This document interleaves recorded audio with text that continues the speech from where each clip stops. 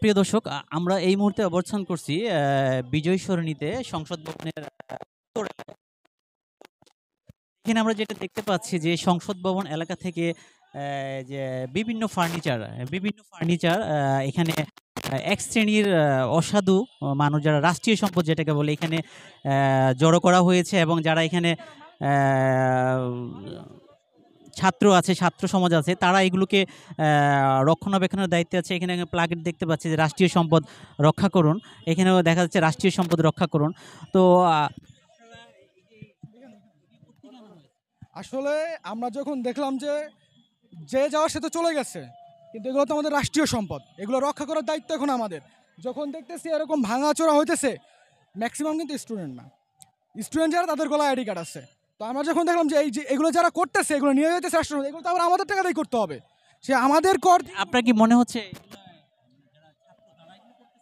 ম্যাক্সিমামই না, পাবলিকও আছে, সাধারণ সাধারণ জনতা আছে, ছাত্র আছে? ছাত্র আছে, সাধারণ জনতা সব আছে, মিক্সচাপ, কিন্তু স্টুডেন্ট খুব কম, স্টুডেন্ট খুব কম, একদম খুবই নগণ্য। এখন আমাদের দায়িত্ব এগুলো সংরক্ষণ করা, তো আমরা সবাই নিজেদের উদ্যোগে এগুলো সংরক্ষণ করতেছি।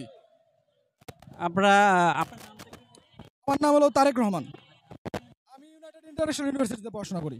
আমরা এখানে একজন ইউনাইটেড ইন্টারন্যাশনালের একজন ছাত্র, তার কথা আপনারা শুনলেন যে এখানে রাষ্ট্রীয় সম্পদ সংসদ ভবনের যে আসবাবপত্র সেগুলো মানে মিশ্রিত ছাত্র এবং বহিরাগত, ম্যাক্সিমাম বহিরাগত পাবলিক, যেটা জনসাধারণ, রাষ্ট্রীয় সম্পদগুলো এখানে মানে ভেঙে চুরে সব নিয়ে আসছে এবং এখানে হচ্ছে জড়ো করা হয়েছে। আপনারা দেখতে পাচ্ছেন, আমাদের ক্যামেরা পার্সন দেখাচ্ছে, এখানে আমরা ল্যাপটপ দেখতে পাচ্ছি, পিসি দেখতে পাচ্ছি, ফ্যান দেখতে পাচ্ছি, চেয়ার দেখতে পাচ্ছি। এবং এখানে জি জি এরা কিছু টোকাই আছে, এরা করতেছে কি এগুলো কাদের কাছে জমা দিব, কিন্তু আমরা ওদের যারা কাজে আছে এখানে এটার ইসের যে ভিতরে যারা আছে অলরেডি সেনাবাহিনীর সাথে কথা বলছে, এই টোকাইগুলো বলতেছে এগুলো আমরা নিয়ে যাব, লজিক আছে এগুলো কোনো এখন এমন হাতাহাতির পর্যায়ে ওটা লাস্ট পর্যায়ে ছিল।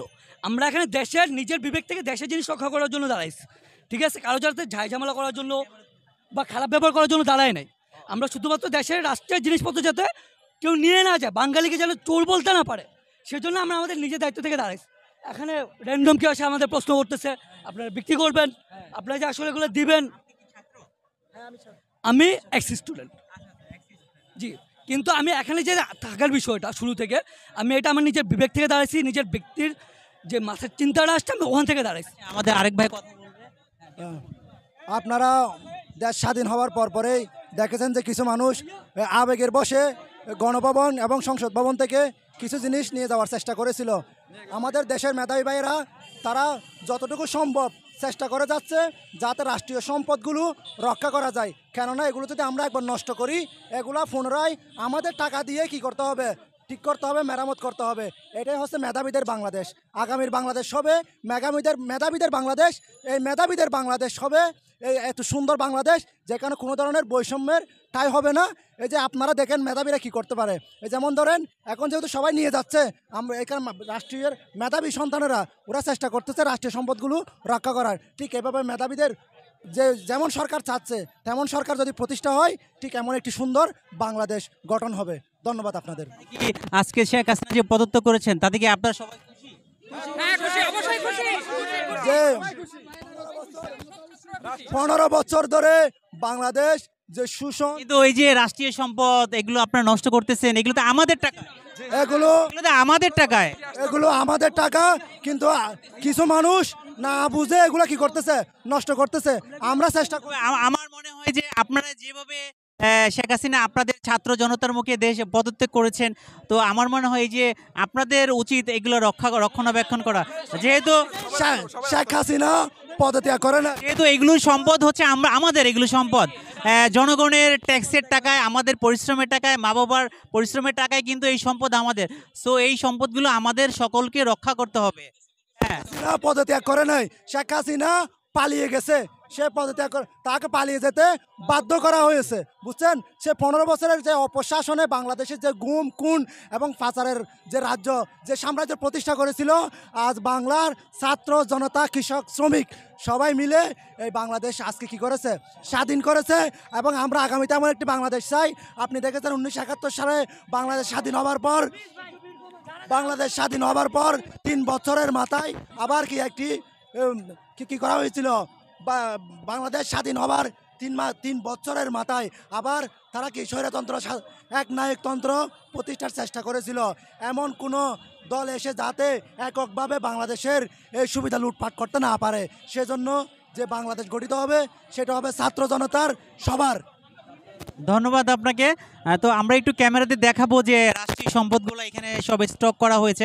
একটু ক্যামেরাতে একটু যদি দেখিয়ে দেন যে এখানে টি টেবিল আছে, আমরা দেখি পিসি আছে, এখানে ফ্যান আছে, এখানে চেয়ার আছে, তারপরে এখানে আরও অনেক আসবাবপত্র এখানে আছে। এখানে আমরা দেখতে পাচ্ছি যে এখানে ছাত্র জনতা বেশিরভাগ একটা অংশ এখানে তারা রক্ষণাবেক্ষণের দায়িত্বে আছেন এবং রাষ্ট্রীয় সম্পদ রক্ষা করার জন্য তারা যথেষ্ট চেষ্টা করতেছেন।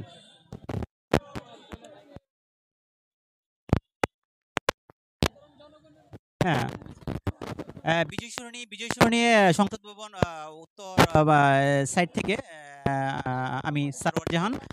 ধন্যবাদ সকলকে, এবং বেশি বেশি করে এই ভিডিওটা সকলে শেয়ার করে দিবেন। এবং রাষ্ট্রীয় যে সম্পদ এখানে জব্দ করা হয়েছে এবং যারা রাষ্ট্রের নিরাপত্তা কর্মী আছেন, যারা নিরাপত্তায় দায়িত্বে আছেন, যারা কর্মকর্তা আছেন, তাদের অবশ্যই এটা সুদৃষ্টি আসবেন এবং সুনজরে আসবেন। এই সংসদ ভবনের যে আসবাবপত্রগুলো এগুলো সব ভেঙে নিয়ে আসতেছে এক শ্রেণীর মানুষ, এগুলো দেখার জন্য অবশ্যই সংশ্লিষ্ট যারা কর্মকর্তা আছেন তারা অবশ্যই তাদের নজরে আসবেন। ধন্যবাদ সবাইকে। সংসদ ভবন থেকে সারওয়ার জাহান।